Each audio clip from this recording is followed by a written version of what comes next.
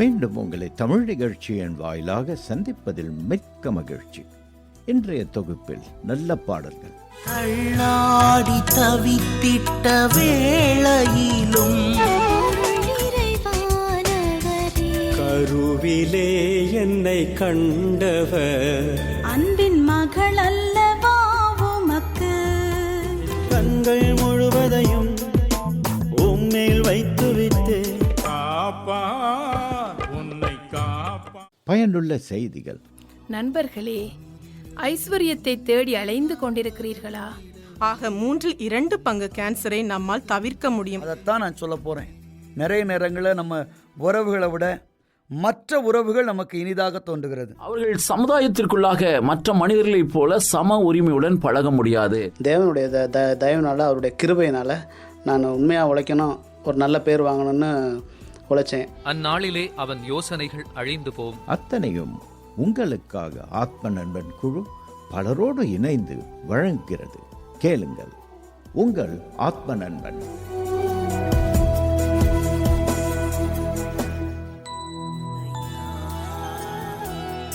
எனதெல்லாம் நீரே என் இயேசுவே, உமையன்றி வாழ்வேதையா.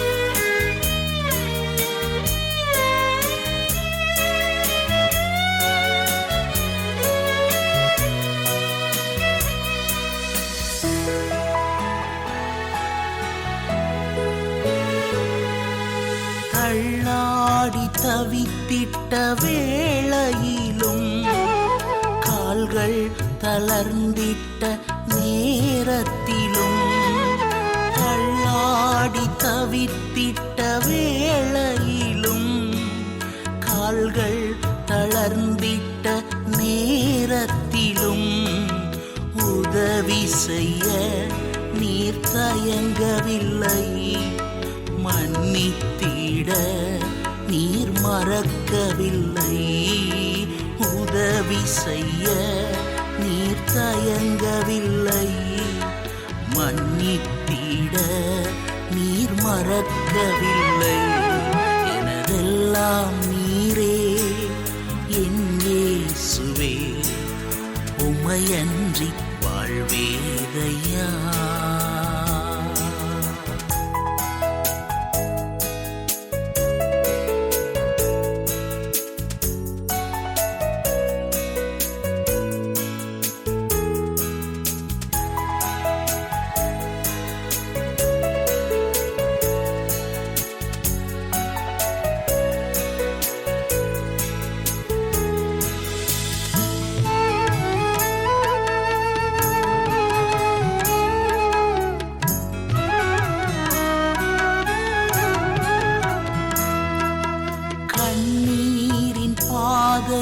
நடந்த போதும், இருள் சூழ்ந்த பாதையை கடந்த போதும், கண்ணீரின் பாதையில் நடந்த போதும், இருள் சூழ்ந்த பாதையை கடந்த போதும், நீர் மாத்திரம் என்னோடிருந்தீ. வார்த்தையால் தினம் பலன் அளித்தீர். நீர் மாத்திரம் என்னோடிருந்தீர். வார்த்தையால் தினம் பலன் அளித்தீர். எனதெல்லாம் நீரே என் இயேசுவே, உமையன்றி வாழ்வேதையா.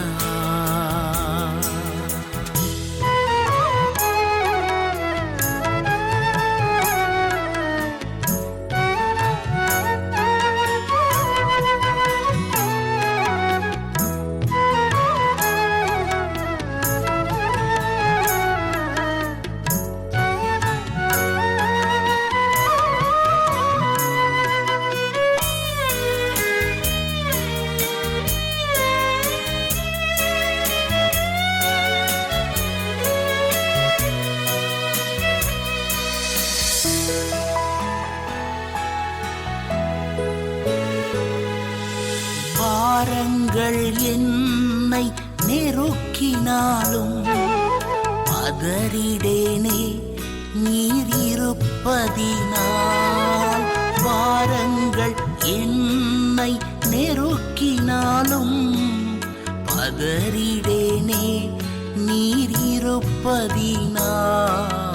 அழைத்தவரே நீர் நடத்திடுவீர், வழுவாமலே தினம் காத்திடுவீர்.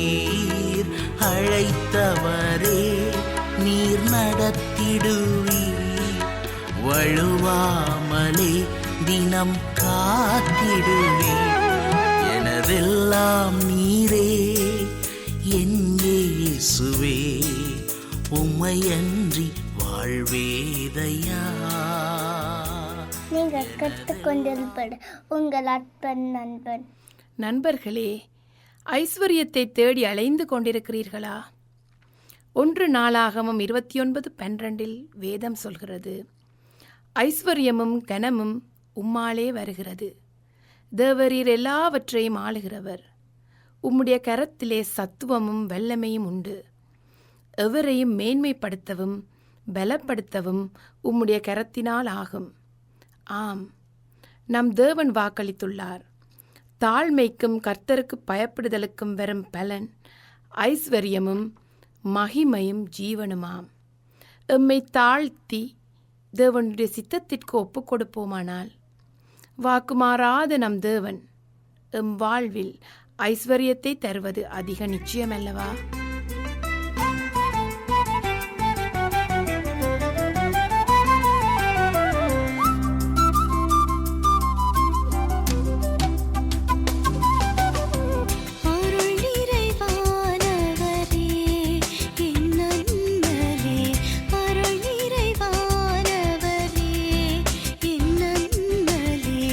இருளகற்றும் என் இறையேசுநாதனே, இருள்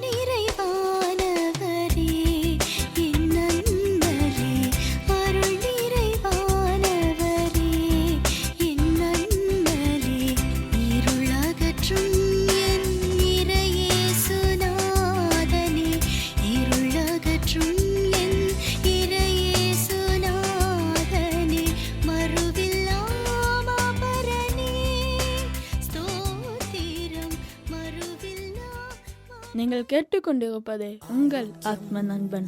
ஆரோக்கியம் அப்பாவின் சமூகத்தில் ஆரோக்கியம், ஆரோக்கியம், ஆரோக்கியம், அப்பாவின் சமூகத்தில் ஆரோக்கியம். ஒவ்வொரு நாளும் நம்மை சுற்றிலும் பலதரப்பட்ட வியாதிகளினால் மக்கள் மடிகின்றார்கள். அப்படியானால் உங்களுடைய உடல் நலத்தை பேணி பாதுகாத்துக் கொள்ள வேண்டாமா? புற்றுநோயை தவிர்ப்போம். புற்றுநோய் இப்பொழுது அதிகமாக காணப்படும் நோயாக மாறிவிட்டது. 1/3 கேன்சர் நமது உணவு பழக்க வழக்கத்தினாலும், அடுத்த 1/3 கேன்சர் புகைப்பிடிப்பதினாலும் ஏற்படுகிறது என்று ஆராய்ச்சியில் கண்டுபிடித்துள்ளனர். ஆக 2/3 கேன்சரை நம்மால் தவிர்க்க முடியும். அதற்கு என்ன செய்யலாம்? நாம் அசைவ உணவை தவிர்ப்போம். குறிப்பாக ரெட் மீட்டை தவிர்ப்போம். அதிகமாக பழங்கள், காய்கறிகள், பீன்ஸ், முழுதானியங்கள் உண்போம். பொரிக்கப்பட்ட உணவு வகைகளை தவிர்ப்போம். சாப்பிட்டு முடித்தவுடன் மீதமான உணவை உடனே ஃப்ரிட்ஜில் வைத்துவிட வேண்டும். உப்பை குறைவாகவே சேர்த்து கொள்ள வேண்டும். ஏற்கனவே சமைத்த எண்ணெயை மறுபடியும் சமைக்க உபயோகிக்க கூடாது. கருகிப்போன அல்லது அடிபிடித்த உணவை சாப்பிடக்கூடாது. ஒரு வாரத்தில் ஒரு நாளாவது 1 மணி நேரம் கடுமையான எக்ஸசைஸ் செய்ய வேண்டும். மதுபானம் அருந்தக்கூடாது. புகைப்பிடித்தலோ வெற்றிலை பாக்கு போடுவதோ கூடாது. மேற்கூறியவற்றை செய்தால் நாம் கேன்சரையே கேன்சல் செய்து விடலாம்.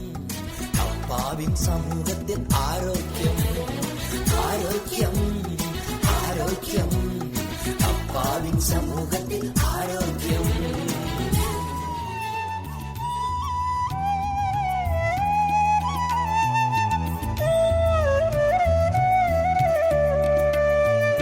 கருவிலே என்னை கண்டவர், பெயர் சொல்லி என்னை அழைத்தவர், கிருபையில் என்னை வளர்த்தவர், முடிவு வரை என்னை நடத்துவார்.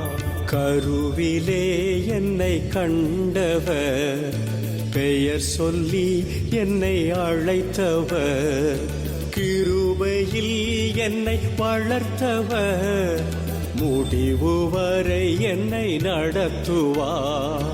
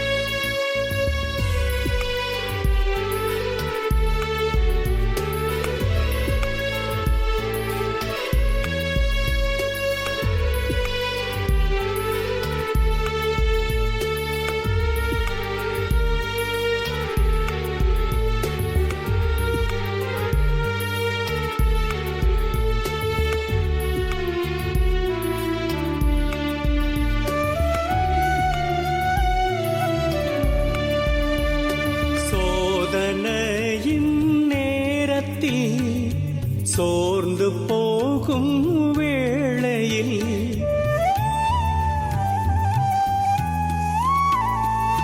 சோதனையின் நேரத்தில் சோர்ந்து போகும் வேளையில் கண்மணி போல் காப்பவர் தினமும் என்னை நடத்துவார். கண்மணி போல் காப்பவர் தினமும் என்னை நடத்துவார்.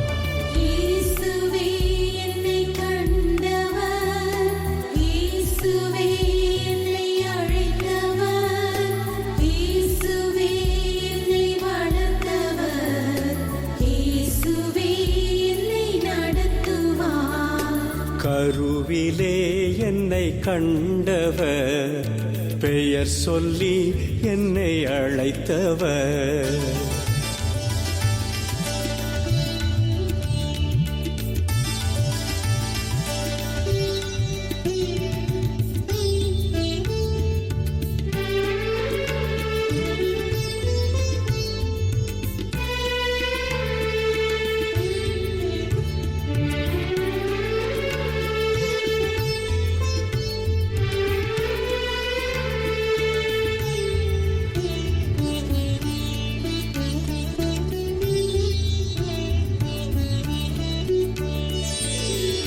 பாவத்தால் நொந்து போகையில் நான் பரிதவிக்கும் வேளையில்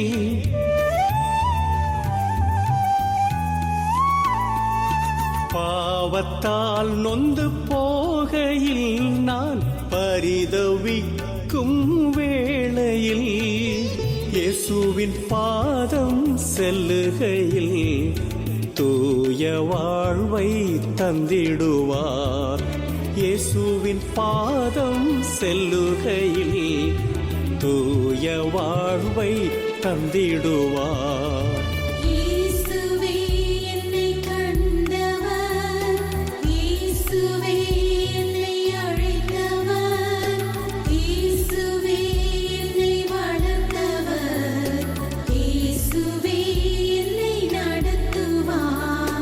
கருவிலே என்னை கண்டவர், பெயர் சொல்லி என்னை அழைத்தவர்.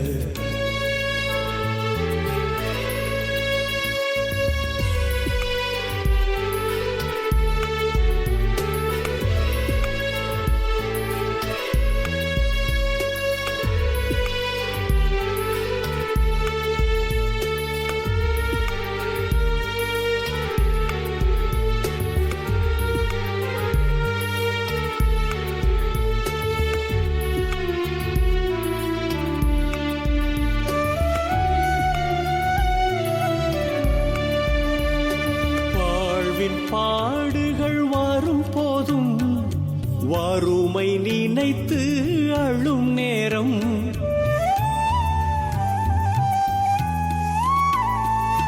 வாழ்வின் பாடுகள் வரும் போதும் வறுமை நினைத்து அழும் நேரம், வழுவிடாமல் காக்கும் தெய்வம் கரம் பிடித்தென்னை நடத்துவார். வழுவிடாமல் காக்கும் தெய்வம் கரம் பிடித்தென்னை நடத்துவார்.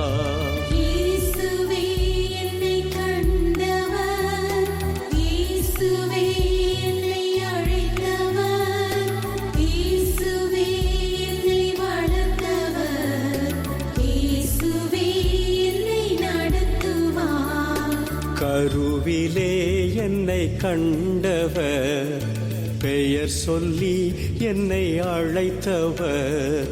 கிருபையில் என்னை வளர்த்தவர், முடிவு வரை என்னை நடத்துவார்.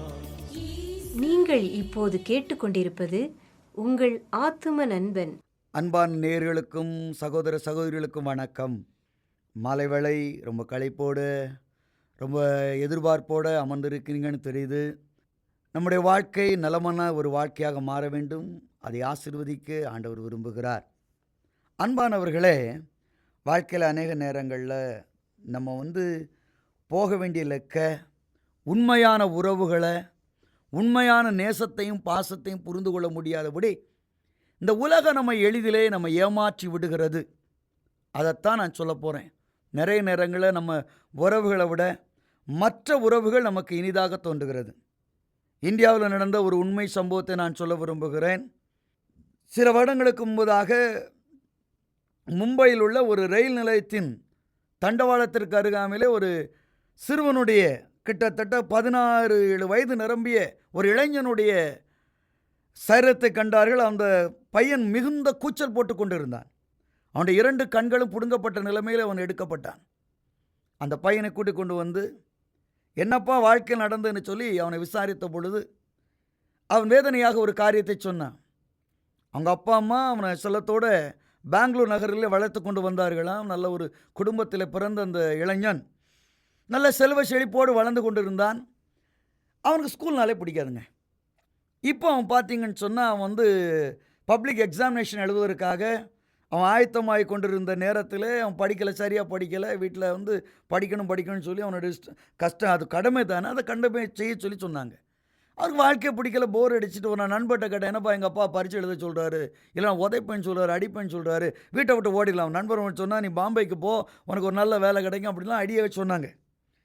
இவனுக்கு அங்கே போகிறதுக்கு ஒன்றும் பிடிக்கல, ரொம்ப வேதனையோட ஸ்கூலுக்கு போக வேண்டிய அவன் ஒரு இடத்துல உட்கார்ந்து இருக்கும்போது அப்படியே கொஞ்ச நேரம் உட்கார்ந்து இருக்கும் பொழுது ஒரு காரில் 2 பேர் அருமையாக வந்தாங்க. வந்தவங்க பார்த்தவங்க சொன்னாங்க, தம்பி என்ன இப்படி ஸ்கூல் பேக் வச்சு நீங்கள் உட்காந்துருக்க? அவன் சொன்னான், இப்படி ஸ்கூலுக்கு போகணும், நான் போக பிடிக்கல. ஏன் பிடிக்கல? பரீட்சை வேறு வருது, எப்படிங்க பரீட்சை எழுதுறது? அதெல்லாம் முடியுமா? முடியாத காரியம், படிக்கலன்னா. அவர் சொன்னார், எங்களோட வாப்பா, உனக்கு எல்லாம் தரோம், எங்களுக்கு பிள்ளைங்களே இல்லைப்பா, உன்னை தத்தெடுத்துக்கிறோம்ப்பா பிள்ளையா, வாப்பா அந்த கடையில் வாப்பா, உனக்கு ஒரு ட்ரெஸ் வாங்கிக்கடா, டேய் ஒரு சாக்லேட் வாங்கிக்கடா, எல்லாம் வாங்கி கொடுத்தாங்க. அப்போ நான் வேலையை செய்ய வேண்டாமா, ஒன்றும் செய்ய வேண்டாவா என்று காலை அழைத்து கொண்டு போனாங்க. இவன் மயங்கி போனால் நல்ல பங்களாவுக்கு போனாங்க, நல்ல சாப்பாடு கொடுத்தாங்க. 1 நாள் ஆயிட்டு, 2 நாள் ஆயிட்டு, 3ஆம் நாள் என்ன நடந்து தெரியாது. காலையில் எந்திரிக்க வேண்டிய அவன் எந்திரிக்கவே இல்லை. கொஞ்ச நேரம் என்ன நடந்துச்சுன்னு தெரியாது. திடீர்னு பார்க்குறான், அவன் நிர்கதியாக எங்கேயோ நிற்கிற அவன் காதுகளில் சத்தம் மாத்திரம் கேட்குது. என்ன நடந்துச்சுன்னே தெரியாது. ட்ரெயின் ஓடுகிற சத்தம் மாத்திரம் கேட்குது. அவன் கதறுகிறான், கூச்சல் போடுறான். கண்ணை திறந்து பார்க்கணும்னு சொன்னான், அவன் பார்வை அங்கே இல்லை. அவனை பார்த்த மக்கள் அவனுடைய 2 கண்களும் புடுங்கப்பட்ட நிலைமையிலே, அவனுடைய ஒரு கிட்னி திருடப்பட்ட நிலைமையிலே நிர்கந்தமாய் தூக்கி வீசப்பட்டிருந்தான். அப்பொழுதுதான் புரிந்தது, ஒரு பயங்கரமான மனித உறுப்புகளை திருடுகின்ற ஒரு கூட்டத்திடத்திலே அவர் மாட்டிவிட்டான் என்று. இதை போல்தான் உலகத்திலே நமக்கு கொடுக்கப்பட்ட வாழ்க்கையை கெடுக்க, அழிக்க சாத்தானானவன் இனிய வார்த்தைகளை பேசி நம்மை தேடி வருகின்ற நபர்களுக்கு நீங்கள் மயங்க வேண்டாம். அவர்கள் ஒருவேளை உங்கள் வாழ்க்கையை அழிக்கின்ற சாத்தானுடைய தூதர்களாயிருக்கலாம். இனிமே வாணியான வார்த்தையில் மயங்காமல் கர்த்தருடைய வார்த்தைக்கு செவி விடுங்கள். நான் உனக்கு போதித்து நடக்க வேண்டிய வழியை காட்டுவேன். உன்மேல் என் கண்களை வைத்து ஆலோசனை சொல்லுவேன். கர்த்தருடைய வார்த்தை உண்மை. உங்களை அனுதினமும் அது வழிநடத்தும். ரத்தம் சிந்தி என்னை மீட்டதால் நான் உயிரல்லவா உமக்கு, காயப்பட்டு என்னை காத்ததால் நான் மகள் அல்லவா உமக்கு, நான் உயிரல்லவா உமக்கு, அன்பின் மகள் அல்லவா உமக்கு, நான் உயிரல்லவா உமக்கு, அன்பின் மகள் அல்லவா உமக்கு, ரத்தம் சிந்தி என்னை மீட்டதால் நான் உயிரல்லவா உமக்கு.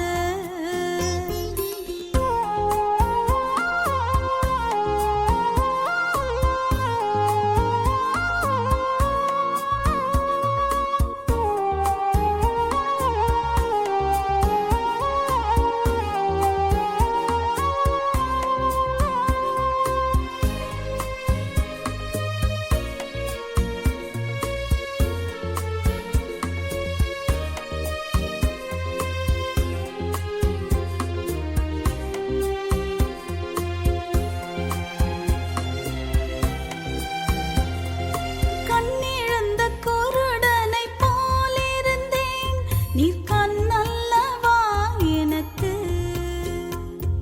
வாயிழந்த உமையனைப் போலிருந்தேன், நீ சொல்லல்லவா எனக்கு, கண்ணிழந்த குருடனைப் போலிருந்தேன், நீர் கண்ணல்லவா எனக்கு, வாயிழந்த உமையனைப் போலிருந்தேன், நீ சொல்லல்லவா எனக்கு, மதி இழந்து அலைந்தேன், என்னை ஞானத்தால் நிரப்பினீரே, மதி இழந்து அலைந்தேன், என்னை ஞானத்தால் நிரப்பினீரே, இசையா ஞானத்தால் நிரப்பினீரே, ரத்தம் சிந்தி என்னை மீட்டதால் நான் உயிரல்லவா உமக்கு,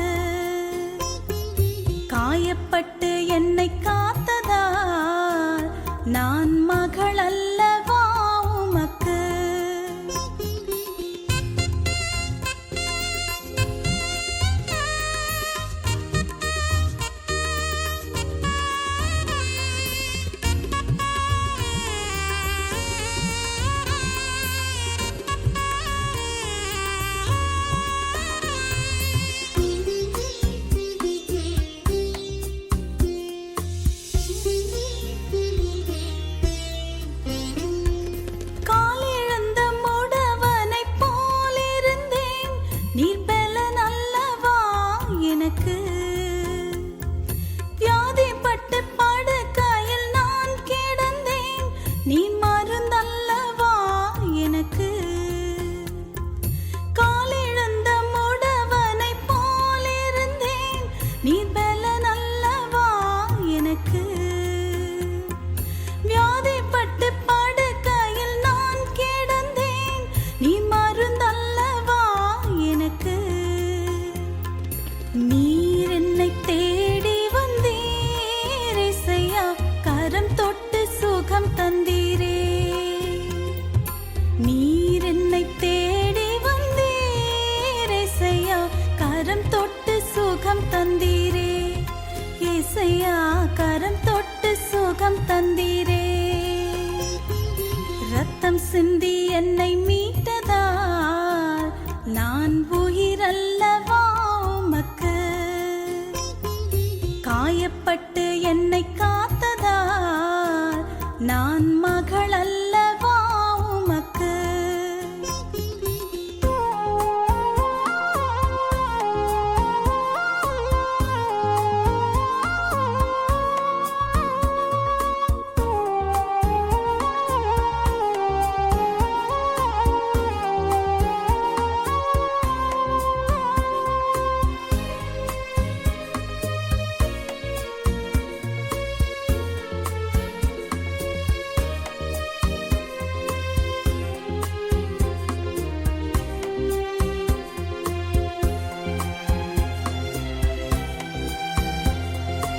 அன்பிழந்த அனாதையாய் நான் இருந்தேன், நீர் அன்பல்லவா எனக்கு.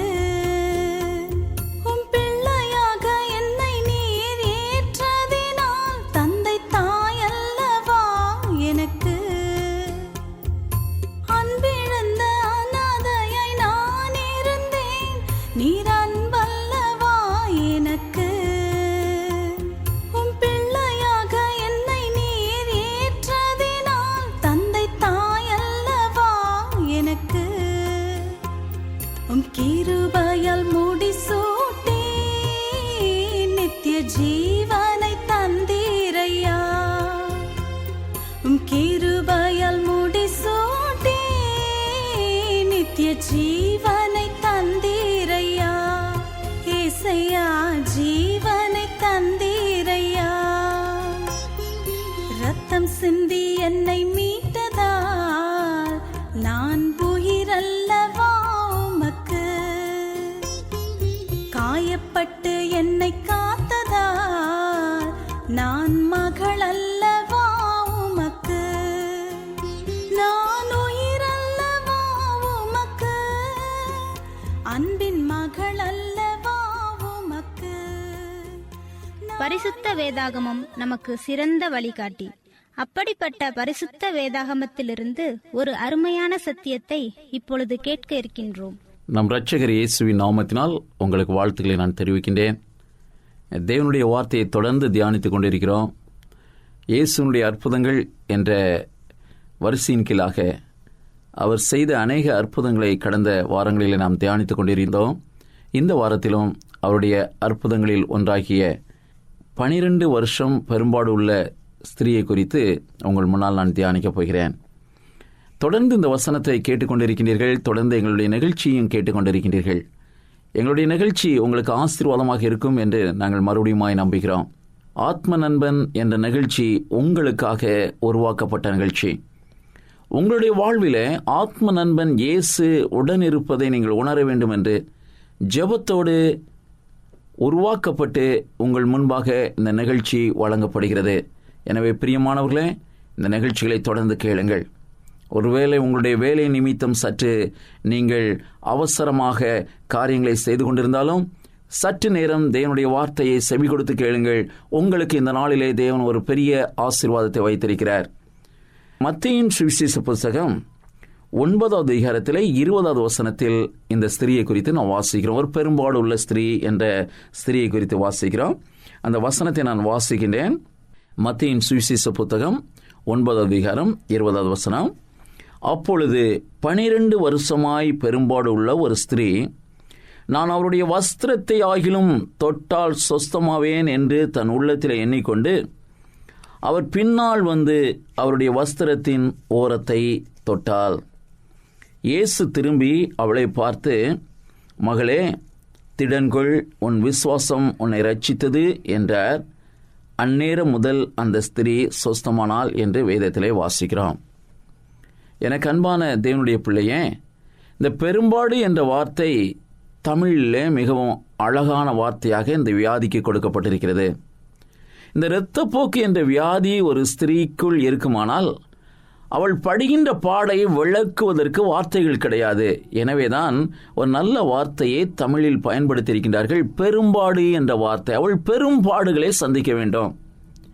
ஒருவேளை இந்த நவீன காலகத்திலே இந்த வியாதி ஒரு அதிகமான பிரச்சனைகளை ஒரு மனுஷிக்கு கொண்டு வராவிட்டாலும் கூட, அந்த காலகட்டங்களிலே இந்த வியாதி வந்த ஸ்திரீ சமுதாயத்திலிருந்து ஒதுக்கி வைக்கப்படுவாள். எப்படி குஷ்டரோகிகள் சமுதாயத்தில் நடமாடுவதற்கு தடை விதிக்கப்பட்டு அவர்கள் ஒதுக்கி வைக்கப்பட்டிருந்தார்களோ, அதே போல் இத்தகைய வியாதியுள்ள ஸ்திரீகளையும் அந்த நாட்களிலே ஒதுக்கி வைத்தார்கள். அவர்கள் சமுதாயத்திற்குள்ளாக மற்ற மனிதர்களைப் போல சம உரிமையுடன் பழக முடியாது. தனிமையாக ஒரு இடத்துல வைக்கப்படுவார்கள். அவர்களுடைய கணவனோ உறவினர்களோ குழந்தைகளோ அவளுக்கு வேண்டிய உணவை கொண்டு கொடுப்பார்கள். அவள் உணவை உண்டு விட்டு தனியாக இருக்க வேண்டும். இந்த ஸ்திரியை பற்றி வேதம் சொல்கிறது, 12 ஆண்டுகள் அவள் இந்த வியாதியோடு கஷ்டப்பட்டு கொண்டிருந்தாளாம். இந்த வியாதியின் கொடூரத்தை பற்றி சற்று விளக்கமாக இங்கே மார்க்கின் சுவிசேஷ புத்தகத்தில் நாம் வாசிக்கிறோம். 5வது அதிகாரத்தில் இதே சம்பவத்தை மார்க் எழுதுகிறார். 25, 26வது வசனத்தை வாசிக்கிறேன். அப்பொழுது 12 வருஷமாய் பெரும்பாடு உள்ள ஒரு ஸ்திரீ அநேக வைத்தியர்களால் மிகவும் வருத்தப்பட்டு தனக்கு உண்டானவைகளெல்லாம் செலவழித்தும் சற்றாகிலும் குணமடையாமல் அதிக வருத்தப்படுகிற போது என்ன நடந்தது என்பதனை மார்க் விளக்குகிறார். இந்த ஸ்திரீ வியாதியினால் வருத்தப்பட்டாள் என்பதை காட்டிலும் இங்கே மார்க் சொல்லுகிறார் 26வது வசனத்திலே 5வது அதிகாரத்திலே அநேக வைத்தியர்களால் வருத்தப்பட்டாலாம். வைத்தியர்களால் என்ன வருத்தப்பட்டால்? ஒவ்வொரு வைத்தியனும் ஒவ்வொரு மாதிரி இந்த ஸ்திரீயினுடைய வியாதிக்கு விளக்கம் கொடுத்தார்கள். ஒரு வைத்தியன் சொன்னான், இந்த வியாதி வந்து விட்டதென்றால் இதை ஒரு சுகப்படுத்துவதற்கு முடியாது, இதுதான் உன்னுடைய உயிருள்ள நாளளவும் இந்த வியாதியோடு கஷ்டப்பட வேண்டும் என்று ஒரு வைத்தியன் சொல்லியிருக்க வேண்டும். இன்னொரு வைத்தியன் சொன்னான், இந்த வியாதி வந்துவிட்டால் உன்னுடைய உயிரோடு தான் நிற்கும் என்று சொன்னான். இன்னொரு வைத்தியன் சொன்னான், இந்த வியாதிக்கு மருந்து கொடுக்கலாம், அந்த மருந்து தற்காலிகமானது தான் என்று சொன்னான். இவள் வியாதியினால் வருத்தப்பட்டாள் என்பதனை காட்டிலும் வேதத்திலே மார்க் எழுதுகிறார், அநேக வைத்தியர்களால் வருத்தப்பட்டாள் என்று எழுதுகிறார். ஒரு கொடுமை அல்லவா? எவனிடத்தில் வியாதி தீரும் என்று சொல்கிறோமோ அதே வைத்தியன் நம்மை பார்த்து வியாதி தீராது என்று சொல்வது மிக கொடுமை. எவனிடத்தில் நாம் நம்பி நம்முடைய பிரச்சனைக்கு தீர்வு ஏற்படும் என்று போகிறோமோ அவனே நம்மை பார்த்து உன் பிரச்சனைக்கு தீர்வில்லை என்று சொன்னால் அது மிகவும் கொடுமை, அது மிகவும் வேதனை. இவள் இதைத்தான் அனுபவித்தாள். ஆனால் இப்பொழுது இயேசு கிறிஸ்துவை குறித்து கேள்விப்பட்டால், இயேசு கிறிஸ்துவை குறித்து கேள்விப்பட்டுவிட்டு எப்படியாகிலும் இயேசு கிறிஸ்துடைய வஸ்திரத்தின் ஓரத்தையாகிலும் நான் தொடுவேன் என்று ஒரு முடிவு செய்தாள். ஒரு மனுஷன் வஸ்திரம் போட்டிருக்கும்போது அவனுடைய வஸ்திரத்தை தொடுவது எளிதா, இல்லை என்றால் வஸ்திரத்தின் ஓரத்தை தொடுவது எளிதா என்று நாம் சிந்திப்போம் என்றால் வஸ்திரத்தை தொடுவதுதான் எளிது. அதுவும் இயேசு கிறிஸ்து கூட்டங்களோடு சேர்ந்து மிகவும் ஒரு பெருங்கூட்டத்தோடு அநேக ஜனங்கள் ஒருவருக்கொருவர் தள்ளி கொண்டு இடித்து கொண்டு இயேசுவையும் உரசி கொண்டு போகும்போது இயேசுனுடைய சரீரத்திலே காணப்படுகின்ற வஸ்திரத்தை எளிதாக தொட முடியும். ஆனால் இவள் என்ன முடிவு செய்தாள் என்றால் வஸ்திரத்தின் ஓரத்தை தொடுவதற்கு முடிவு செய்தாள்.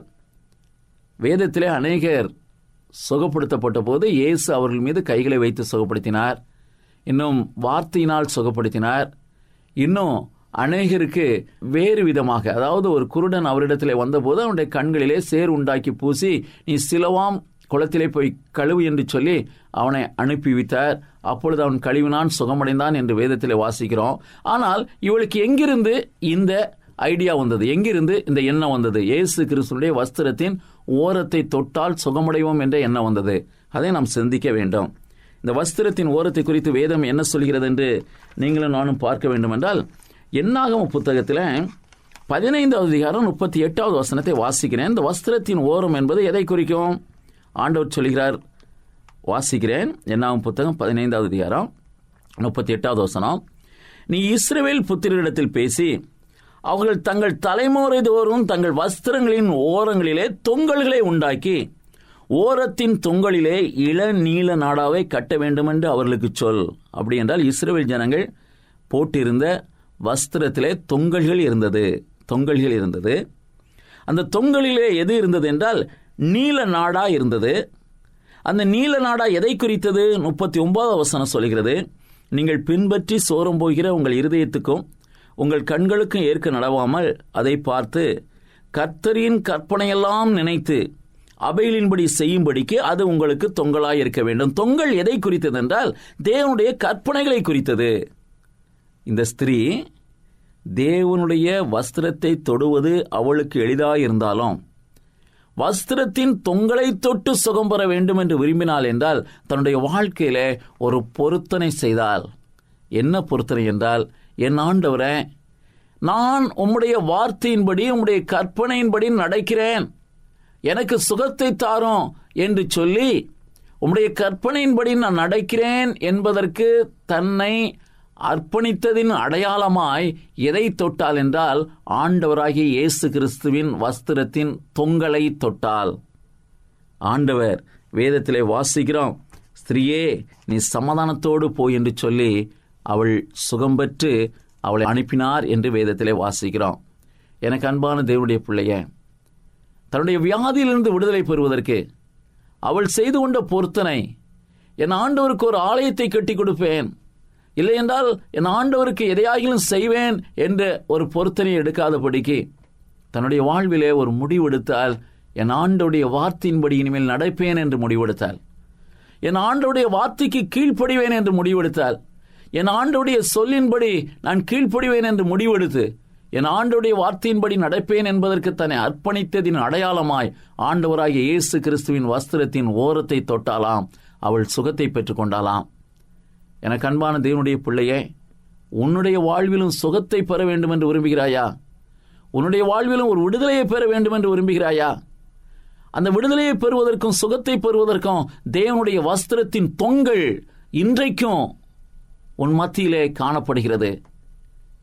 ஆண்டவராய் இயேசு கிறிஸ்து 2000 ஆண்டுகளுக்கு முன்பு இந்த பூமியிலே வாழ்ந்தபோது வஸ்திரத்தின் தொங்கல் இந்த ஸ்திரீக்கு முன்வைக்கப்பட்டது போல இன்றைக்கும் ஆண்டவர் தேவனுடைய பிள்ளைகள் ஆசீர்வாதத்தை பெற்றுக்கொள்வதற்கும், தேவனுடைய பிள்ளைகள் சுகத்தை பெற்றுக்கொள்வதற்கும், விடுதலையை பெற்றுக்கொள்வதற்கும் அந்த வஸ்திரத்தின் தொங்கல் குறிக்கக்கூடிய கற்பனைகளை ஆண்டவர் முன்பாக வைத்திருக்கிறார்.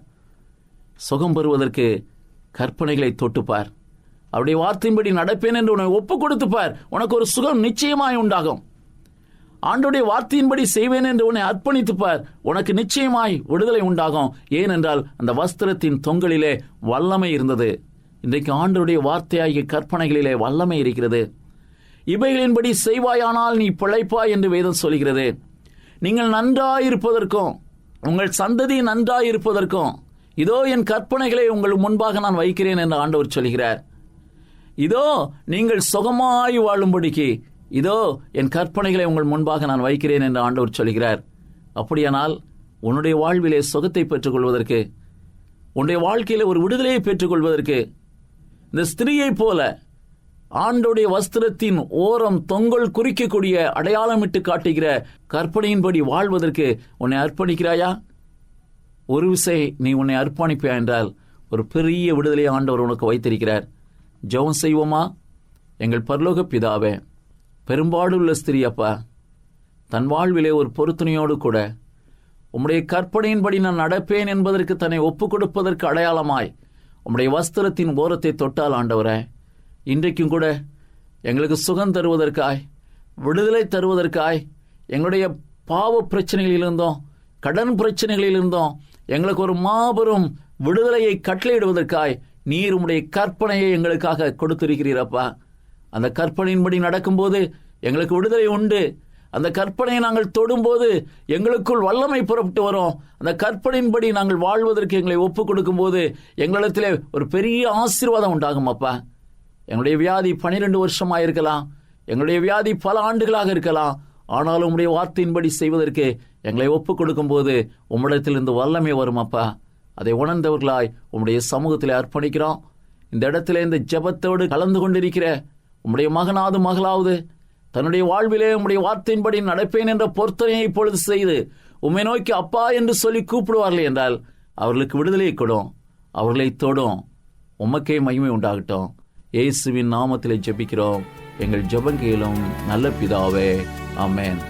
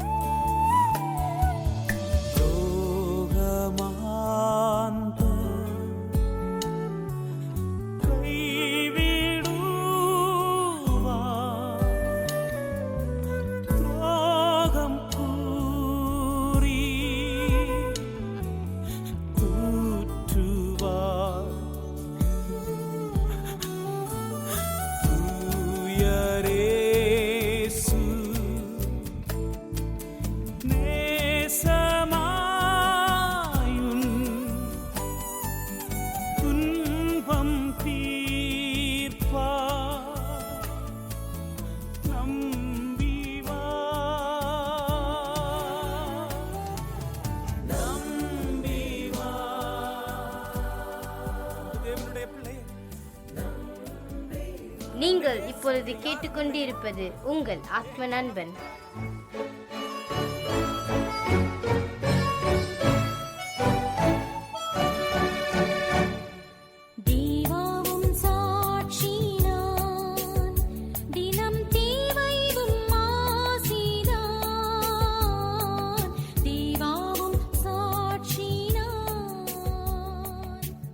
வணக்கம், என்னோடய பேர் பாலமுருகன்.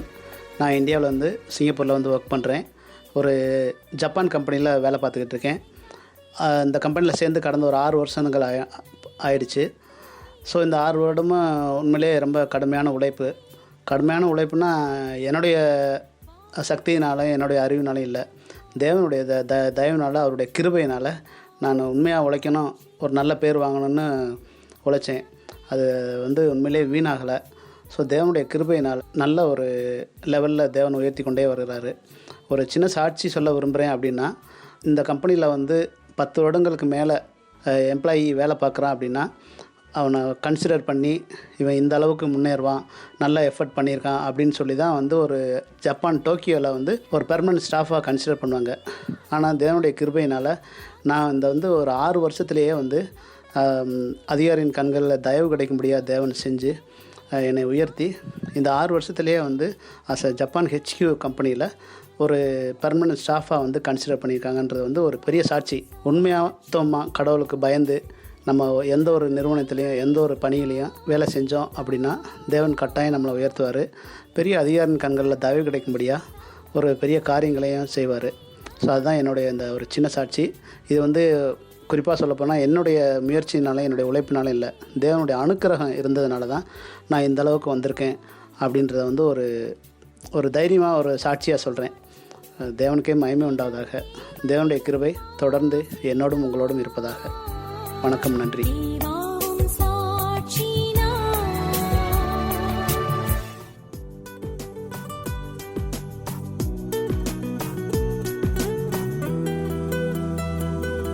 என் கண்கள் முழுவதையும் உம்மேல் வைத்துவிட்டு என் காலம் எல்லாமே உம் கையில் கொடுத்து விட்டே.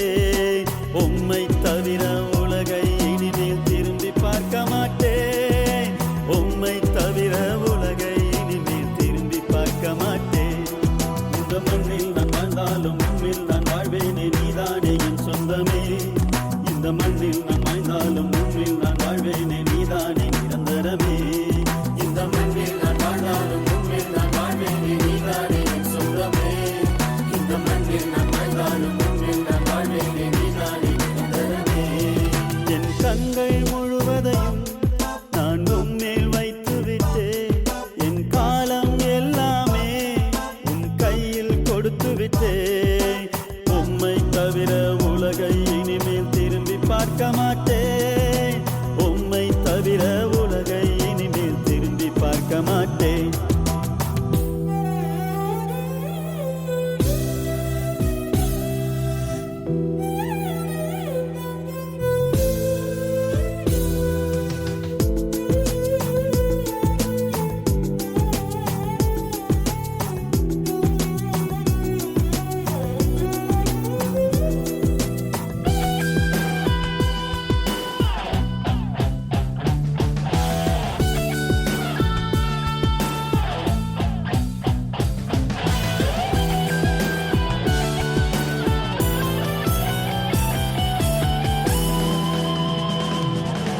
ரதங்களை குறித்தும் என்ன எனக்கில்லை, குதிரையை குறித்தும் என்ன எனக்கில்லை.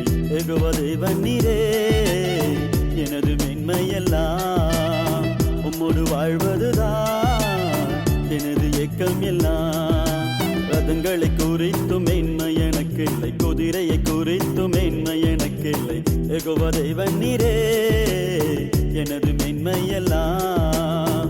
உம்மோடு வாழ்வதுதான் எனது ஏக்கம் எல்லாம். மண்ணில் நான் வாழ்ந்தாலும் உம்மில் நான் வாழ்வேனே, நீதானே என் சொந்தமே. இந்த மண்ணில் நான் வாழ்ந்தாலும் உம்மில் நான் வாழ்வேனே, நீதானே நிரந்தரமே.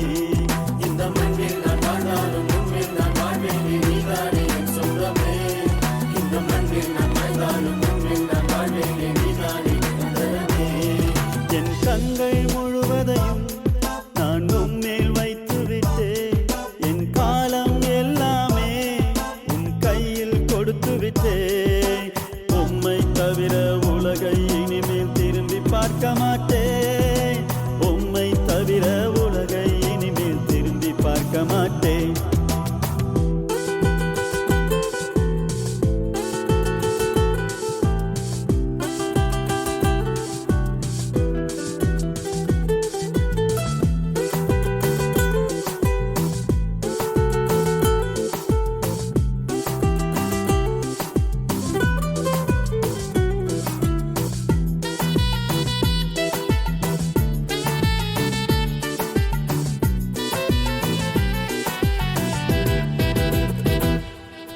பேரை குறித்தும் என்ன எனக்கில்லை, புகழை குறித்தும் என்ன எனக்கில்லை.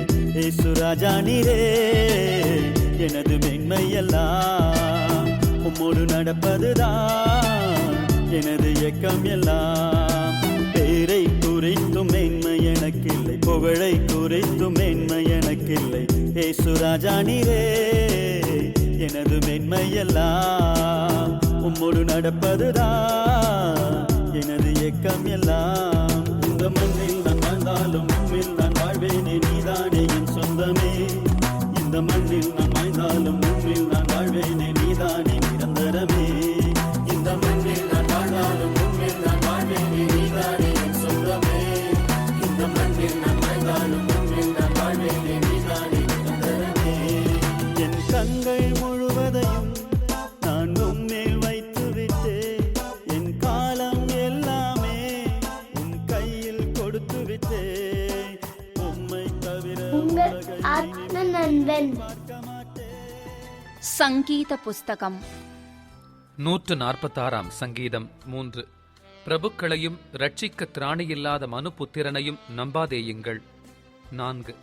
அவனுடைய ஆவி பிரியும், அவன் தன் மண்ணுக்கு திரும்புவான். அந்நாளிலே அவன் யோசனைகள் அழிந்து போம். 5. யாக்கோபின் தேவனை தன் துணையாக கொண்டிருந்து தன் தேவனாகிய கர்த்தர் மேல் நம்பிக்கையை வைக்கிறவன் பாக்கியவான். 6. அவர் வானத்தையும் பூமியையும் சமுத்திரத்தையும் அவைகளிலுள்ள யாவையும் உண்டாக்கினவர். அவர் என்றென்றைக்கும் உண்மையை காக்கிறவர். 7. அவர் ஒடுக்கப்பட்டவர்களுக்கு நியாயம் செய்கிறார். பசியாயிருக்கிறவர்களுக்கு ஆகாரம் கொடுக்கிறார். கட்டுண்டவர்களை கர்த்தர் விடுதலையாக்குகிறார். 8. குருடரின் கண்களை கர்த்தர் திறக்கிறார். மடங்கடிக்கப்பட்டவர்களை கர்த்தர் தூக்கி விடுகிறார். நீதிமான்களை கர்த்தர் சிநேகிக்கிறார். 9. பரதேசிகளை கர்த்தர் காப்பாற்றுகிறார். அவர் திக்கற்ற பிள்ளையையும் விதவையையும் ஆதரிக்கிறார். துன்மார்க்கரின் வழியையோ கவிழ்த்து போடுகிறார். 10. கர்த்தர் சதா காலங்களிலும் அரசாளுகிறார். சீயோனே, உன் தேவன் தலைமுறை தலைமுறையாகவும் ராஜரிகம் பண்ணுகிறார். அல்லேலூயா. கலங்காதே மனமே, காத்திடுவார். காப்பார், உன்னை காப்பார். காத்தவர் காப்பார், இன்னும் இனிமேல் காத்திடுவார். கலங்காதே மனமே, காத்திடுவார்.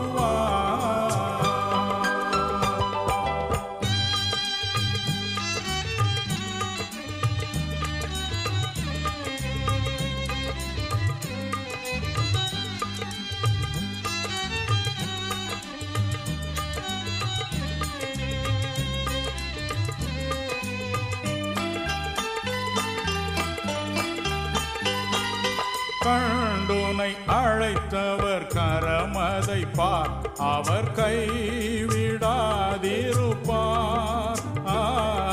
கண்டுனை அழைத்தவர் கரமதை பார், அவர் கைவிடாதிருப்பார். ஆண்டுகள் தோறும் உனக்கவர் அளித்த ஆசிகளை எண்ணிப்பார்.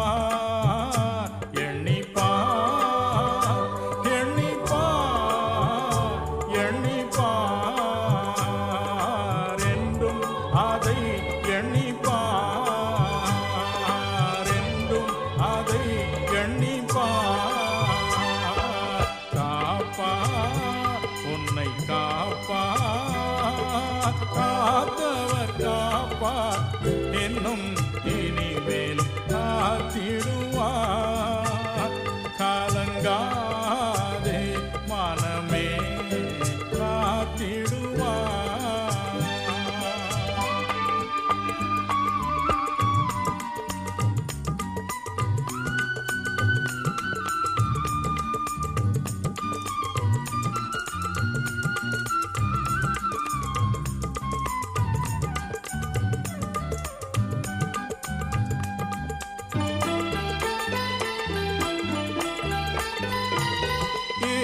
இஸ்ரவேலுக்கு வாக்குப்படி இன்ப கானான் அளிக்கவில்லையோ? இஸ்ரவேலுக்கு வாக்குப்படி இன்ப கானான் அளிக்கவில்லையோ? இப்போது இவர்களை நிர்மூலம் செய்வதென்றும் பின்னும் இறங்கவில்லையோ? இல்லையோ, இல்லையோ.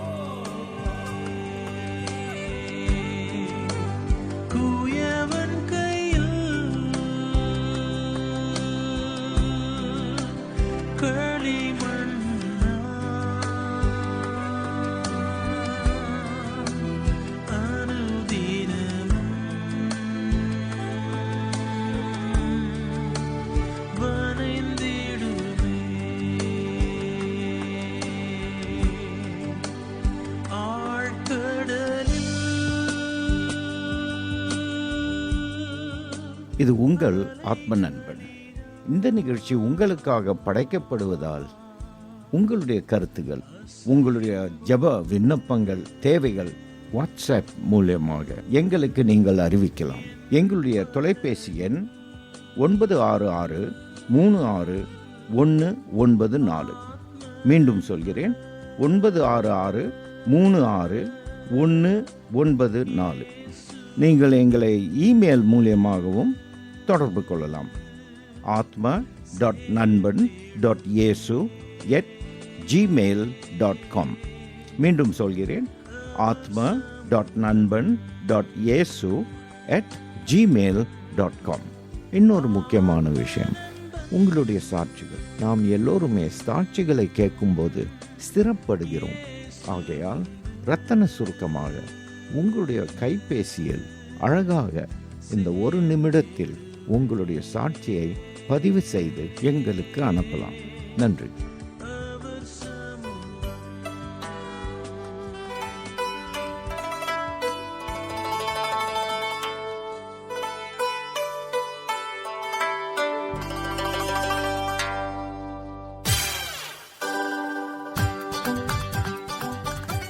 நண்பர்களே, நீங்கள் கேட்கும் இந்த நிகழ்ச்சிகளை அநேகர் சேர்ந்து ஜெபத்தோடு தொகுத்து வழங்குகிறோம்.